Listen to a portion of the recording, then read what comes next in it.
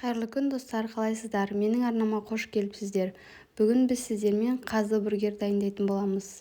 Міне көріп тұрғандарыңыздар өте сочный болып шығатын болады.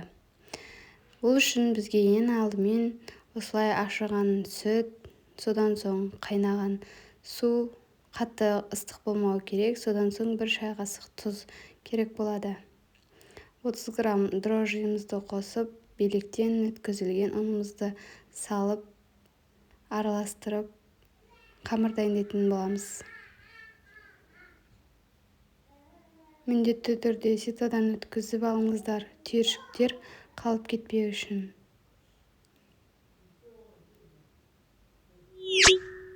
Мен осы әдіс бойынша пиццаның да қамырын жасап алдым. Алдыңғы видеодан көріп алсаңыздар болады. Өте әдемі және дәмі өте керемет болып шығады.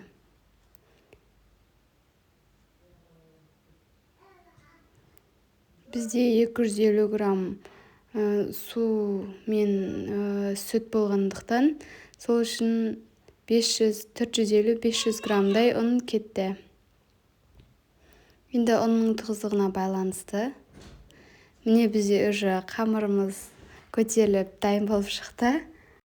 Бізде міне көтеріліп шыққан қамырымыздан 5 бөлік бургердің қамыры дайын болды. Егер сіздерде адам саны көп болса, тура осы әдіспен көбейтіп жасасаңыздар болады. Сол кезде 2 есе. Осыдан 2 есе бургердің қамыры дайын болады. Жасап көріңіздер, өте оңай. Дәмі өте керемет болып шығады. Міне көріп тұрғандарыңыздай осылай домалақтап, если сіздер өздеріңізде таразы болса, граммда өлшеп алсаңыздар болады. Міне осылай 180 градуста қызып тұрған пеште 30-40 минутта пісіп шығатын болады.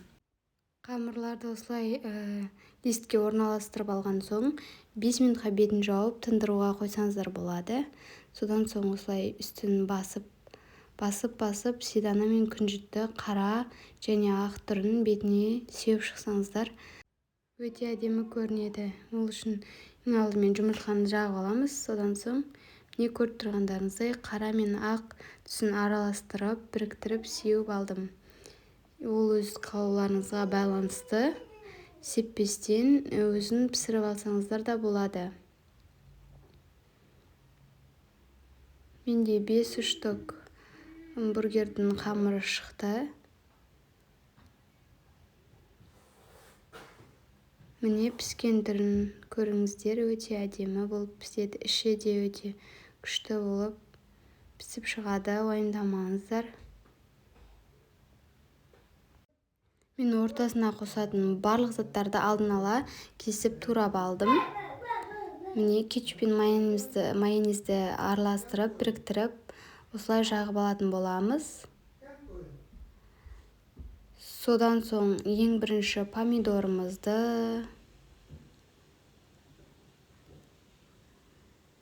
кезек-кезегімен орналастырып шығатын боламыз.